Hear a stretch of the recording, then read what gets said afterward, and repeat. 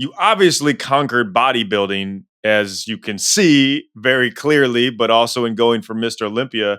Was there anything in like in the bodybuilding physique aspect of it? You're like, hey, these are the things that people need to do that they aren't doing. Not the basics, the consistency for sure, and the pushing yourself. Or is it a different thing of like, hey man, there's a dark side to it that people don't actually really know? Like, what is your experience in that aspect? Well, but my experience, like when I went into it with a certain perception of what the experience would be like to, compete and make it to the Mr. Olympia. And this has happened to me on multiple occasions in my life, on other activities that I thought was, I really wanted to try this. This looks cool and fun, but once I got into the competitive scene, it only took about 3 or 4 shows. I did get, in the top three in Europe, where I had reached what I felt was the ideal physique for myself. I just loved the result that I got after so many years of work. And then it became, now you have a judging panel telling you, you're not lean enough, you're not big enough here, this was not good enough. And a lot of Yeah. these people are overweight, not in shape people telling you how to look. And I Yeah, just yeah, yeah. realized, and this happens, and I tell this to a lot of my friends and family, and even people that I coach. It is possible that you will find out, in the journey of something you think you want to do, that it's not what you think it is. It's good. And for me, it did reach that point. So it was like, am I giving up, or have I actually achieved the goal I wanted to achieve, which was reach the peak of what I wanted to do with my physique? Is it going to bring me more value to continue this journey? And I reached the point where I just saw how unhealthy mentally and physically it is to be in that trajectory. For a lot of guys, I'm not saying for everybody, you have to have a lot of self-awareness, and you have to be very conscious of, why am I doing this? I have a lot of friends, and that I love dearly, that are still competing, and they love it, and it's possible. But for me, it Yeah. was, Didn't fulfill you. Yeah. I reached the goal that I wanted to reach. So Right. it gave me a goal. I went all in for it. I was extremely happy with what I had achieved for my physique. And I just wasn't going to let someone else tell me that that wasn't good enough and I should do this or that.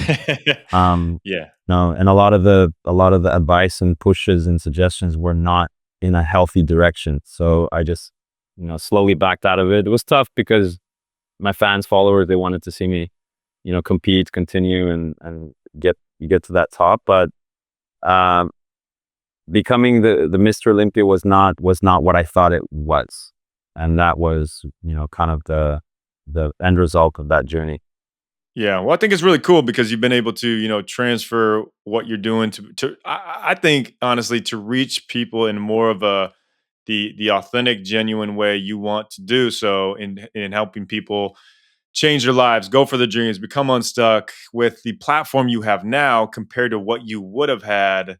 I think it's more advantageous for that, which is really cool, man. Because it's a risk, it's a leap. You've talked about it a few times, like, hey, I went 2 years without sponsors. I did like, and a lot of people are very afraid to take that step back, taking the risk of knowing that it can push them further forward.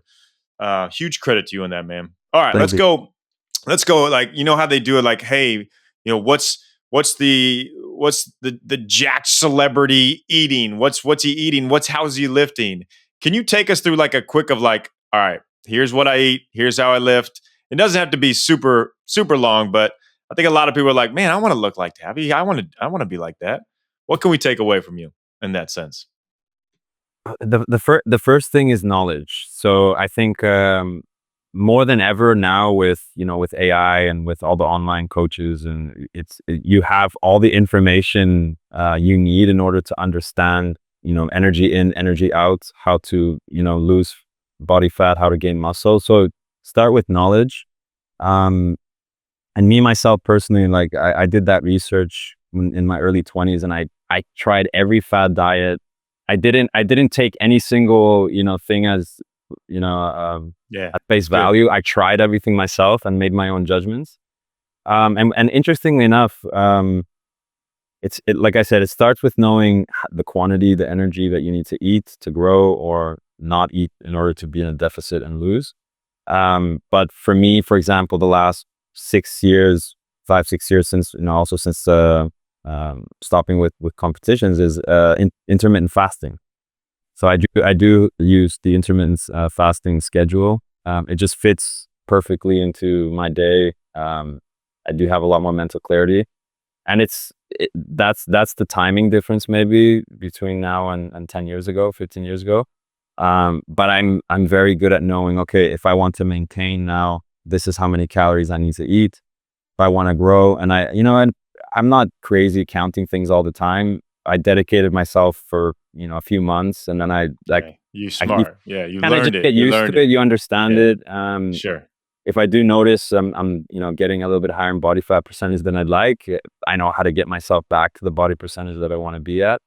Um, and right now, like I fast, I try to fast 20 hours a day. And I'm on a maintenance schedule, so I'm eating 3,000 to 4,000 calories. The higher end coming on days I'm doing a lot of diving or swimming or activity. Yeah.